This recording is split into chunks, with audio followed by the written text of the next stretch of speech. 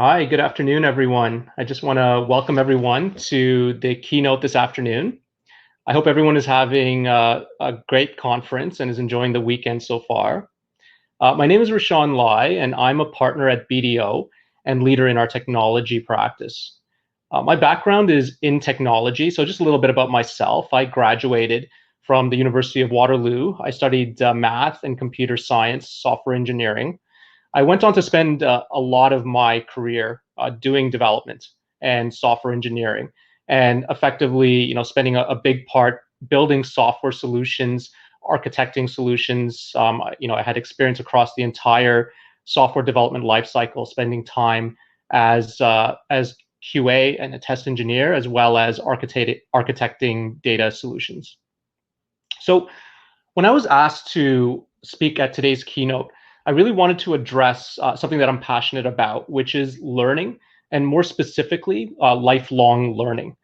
Um, what it means really to be committed to lifelong learning is something that I wanted to share today. And it's not easy, especially after you leave school and you embark on your career. So I've had the pleasure of interviewing hundreds, maybe thousands of candidates over the course of my career, predominantly technical candidates. And there's really two questions that I ask them. So the first question is, how do you learn? And the second question is, what are you learning? And so I ask these questions for a particular purpose. So how do you learn is really a question about whether the candidate has a really good understanding of how they progress and how they grow, and the way in which they pick up new things. And then what they're learning is a really good indication of whether a candidate is a lifelong learner. So in the business of technology, things are changing constantly, and it's really changing so fast that you need to be committed to learning all the time. Having a clear understanding of how you learn, I think, is very critical to your overall success. And this is a quote from Carol Dweck, who authored a really good book called Mindset. And she says the hallmark of successful people is that they're always stretching themselves to learn new things. And I can say through empirical evidence, through a 20-year career, that that statement really hits home, and it's very, very accurate. So, interviewing a number of these candidates, what I observed is that, of course, different people learn in different ways. So, I met people that said that they are more visual learners, so they like to learn from online videos, YouTube, things like Udemy, and other online learning tools. And then there are folks that start learning by just going hands-on right away. So they'll spin up, development environment and try to get hands-on playing around with new technology right off the bat. And then some people learn from others. They like to be surrounded by a peer group and really learn from other people. And then finally, there's some folks that learn in very traditional ways, which is through books and through a structured environment. In my experience, learning is a skill that takes a lot of work to get better at. So I'll repeat that. Learning is a skill that takes a lot of work to get better at. It's very much analogous to shooting free throws. I have a picture here of Kobe Bryant, and he was renowned for his work ethic, and one of the best players of his generation. And it's because of that work ethic. And really the same thing happens, within your career. If you're not committed to learning, if you're not committed to getting better, you'll find that you'll start to taper off, right? And you'll see that a peer group of yours that are committed to lifelong learning will start to accelerate their growth. So what's really required to a commitment to lifelong learning? Well, one of the first things I would say is the table stakes is to have the right mindset, have the right attitude. And in Carol Dweck's book, she talks about two different types of attitudes. So one is having a fixed mindset and believing that talent is everything. If you're not gifted with the ability to do something, then you think that you're doomed to be a failure. Skills seem to be written down in their genes, just like looks, which is why fixed mindset individuals generally don't improve in something, and they generally suck at it for a longer period of time. So in contrast, people with a growth mindset believe that whatever they want to achieve, whatever they want to do, and whatever they want to succeed at is theirs for the taking. As long as they work hard and as long as they dedicate themselves to their goals and practice as much as they can achieve what they're setting themselves up for. So our ability to learn and to grow over time, it's really been studied even at a scientific level. You might have heard of a term called neuroplasticity, and this is something that's been studied by neurologists and others alike. And so the human brain was thought to be composed of billions of neurons, which it is, but early research believed that neurogenesis, or the creation of new neurons, was something that tapered off really early in your life, so approximately shortly after birth. But today, through studies that have been performed on our neurons and how our brain grows over time, it's really understood that the brain possesses a remarkable capability to reorganize pathways and create new connections, and in some cases, completely new neurons and neural pathways. So this concept is termed neuroplasticity or brain plasticity. And so this is actually described in several books. There's another book by Simon Sinek where he touches on this when it comes to Start With Why. It's really a concept about having and adopting a growth mindset and realizing that you can grow as long as you're committed to learning new things. So, I had to learn this the hard way, right, over the course of a long career around what it took to get better and to learn and that learning over time. One of the first things I discovered is that starting off with a new subject, whether it's a new technology, you really have to identify what you know, but you have to identify what you don't know. So the quicker you're able to identify the aspects of something you're learning that you don't know, and you can really zero in on that, the faster that you get at learning new things, right? And this goes back to just the whole concept of learning as a skill. The other thing that I found is that me personally, I found that I learned quite a bit just being around other people that were also committed to learning. And so this, would be something to think about, especially when you're looking at the next stage of your life and starting that career, is to really evaluate, am I going to be in an environment which is surrounded by people that have a commitment to getting better and a commitment to learning? Because a good part of what you'll learn, and especially accelerating the way in which you learn, will be driven by how much people around you are teaching you or talking about, let's say, technology and new technology. I found in my career, it's really created shortcuts in terms of things that I could learn versus things that I probably don't want to spend time on, because folks around me are giving me insights into the things that are worthwhile in terms of my time. So that's really made a big difference. Another thing to really think about, when you're looking at surrounding yourself with people that are like-minded, is to really seek out a mentor very early in your career. So I've had the benefit and the luxury of having really solid mentors throughout my career, and sometimes it becomes different mentors at different stages depending on what you need and what you're looking for. I found, especially with the folks that have joined us recently, that it's not something that they seek out. It's something that they almost learn over time, that yes, a mentor can accelerate their own growth.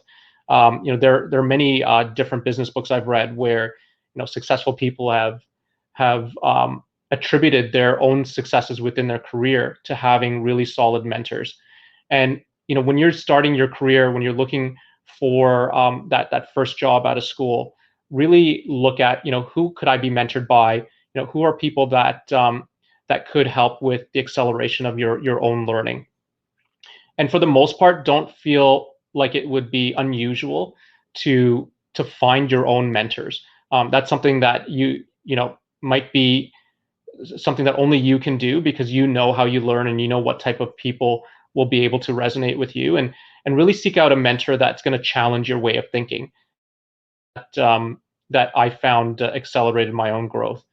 Just finding mentors that agree with you and have a like-minded way of thinking may not accelerate your growth compared to someone that will challenge your way of thinking and perhaps comes from a different background.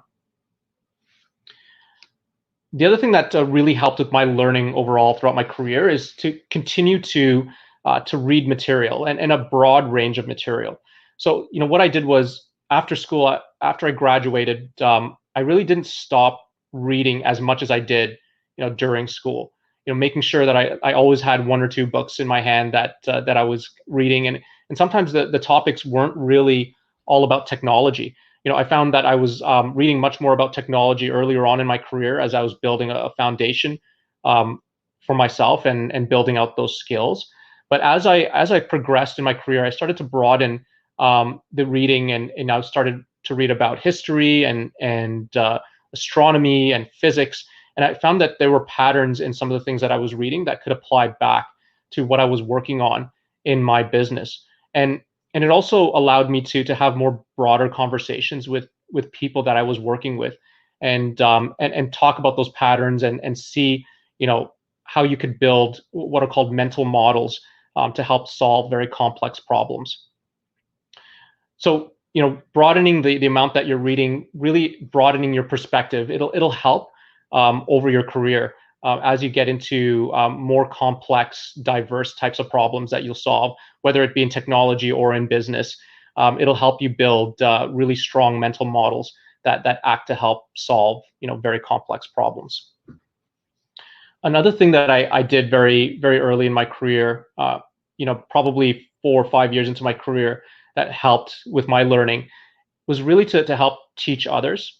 So I would, if I read or learned something new, I would really try to share a lot of the knowledge, whether it was to people that I was supporting or mentoring, or to bigger groups that I thought would benefit from some of the stuff that I was learning. And really early on, it ended up being a lot about technology and sharing new techniques, new patterns and practices. But later on, it became more about business and leadership and other topics that helped be an overall, solid, business person. But I found that teaching others really helped me reinforce the topic myself. So you really know whether you understand a topic if you can teach it to others and answer their questions. And sometimes I couldn't, but what I found was, by going through that exercise, it really helped me explore and reinforce topics. And the funny thing that happened was that, in my own practice, going through the process of, teaching others, others started to read some of the same material that I had read, whether it's books that I recommended or articles. And then, maybe a year or two after, I had read the material, where maybe my memory wasn't as good as it was when I first read it, I had people almost teaching me or reminding me the material, right? Whether it was around negotiation or around team leadership, and so then it just kept this virtuous cycle of having information perpetuate within our practice, which is great. So overall, I think if I reflect, I don't think I could have had a successful career in technology without that commitment and investment to continuous learning. Things are just changing so fast in technology. A lot of the technology we're deploying and implementing now for many of our clients, they're things that our own teams have only read and learned over the last 3 to 5 years, right? There's such a shift in technology that happens that if you don't keep up, you can find yourself quite outdated very quickly. We find that sometimes with candidates. I'll interview a candidate, and I can tell right away just by the things that they're working on, some of their answers to how they're learning, whether they are continuously learning. And sometimes they're coming in and they're saying that, yeah, like the last technology they worked with was technology that I know is from 10 years ago that we don't even implement anymore. And it's hard to be competitive in this market without that kind of commitment. And I go back to the basketball analogy and Kobe Bryant. Once you make it to the NBA, there's everyone around you is talented. You could take the worst NBA player and put them in your average, community gym, and that person will wipe the floor out of everyone in that gym. But what's really the difference between this very, very small subset of highly talented individuals and athletes, um, between their immediate peers versus the ones that are the all stars or the Hall of Famers, or the ones that are winning championships. It's really about that commitment to their own skills that are important. And then in technology, that skill happens to be just continuous learning and making sure you're committed to that. So when I was in school, the learning was for the test, it was for the exam. But I found in business, the test is coming every day, right? So if you're not kind of on top of being committed to that learning, it could be the next meeting with your own peers, or the next meeting with a potential stakeholder of a project, or with a client, where you're called out of not being up to speed with technology and within your own space. And so this is why you want to be committed. You want to be on top of it, because the test, like I said, it happens every day.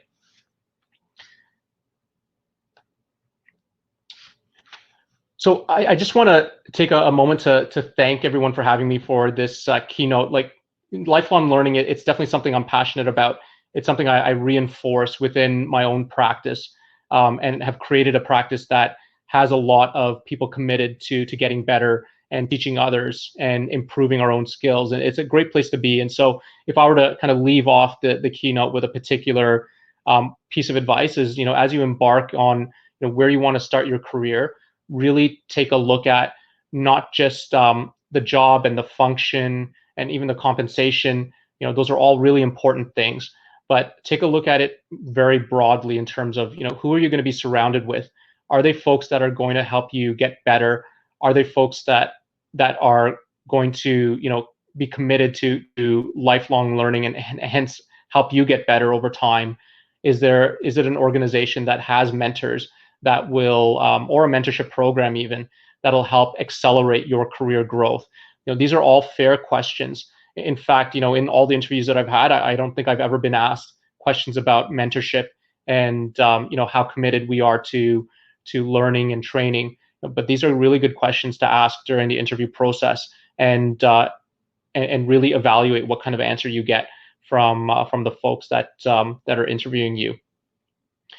So overall, the message is embrace continuous learning, embrace lifelong learning, and really think about learning as the most important skill that you need to work on to drive your overall career and your overall goals.